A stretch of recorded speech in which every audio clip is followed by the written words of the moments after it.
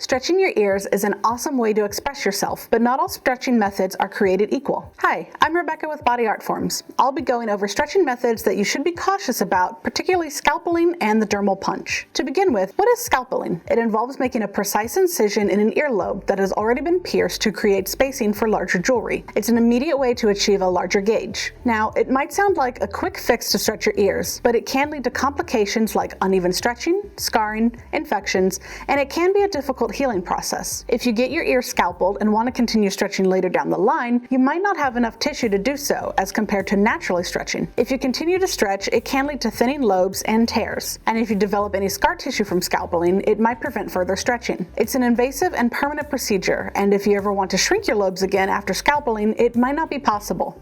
While scalpelling is not a great option for stretching your ears, it can help fix issues with ears that are already stretched. For example, if someone's initial lobe piercing was done crooked and jewelry doesn't sit correctly on their lobe, or they have too much tissue on one side of their lobe because the initial piercing is too low, then scalpelling can help with those problems. Next up is the dermal punch. This method involves removing a circular piece of tissue from your earlobe with a specialized tool to allow for bigger jewelry. It sounds intense, right? Well, it can be. Dermal punches are not suitable for soft tissue like your lobes, as it can distort the skin, resulting in thicker scars and increased risk of infection. And since it removes tissue, it can also lead to thin lobes if you try to stretch your lobes further. While dermal punches aren't great for your lobes, they're a suitable option for cartilage piercings. Cartilage is hard to stretch, so if you know you want to stretch a cartilage piercing, you might want to consider getting a dermal punch instead. Keep in mind that dermal punches are permanent and irreversible. If you're thinking about scalpelling or dermal punches, make sure to do your research and go to a reputable piercer and talk to them about the risks and long-term effects.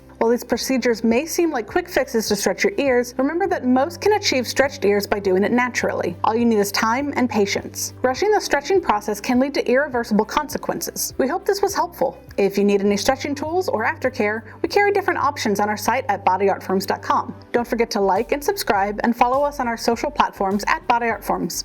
Bye!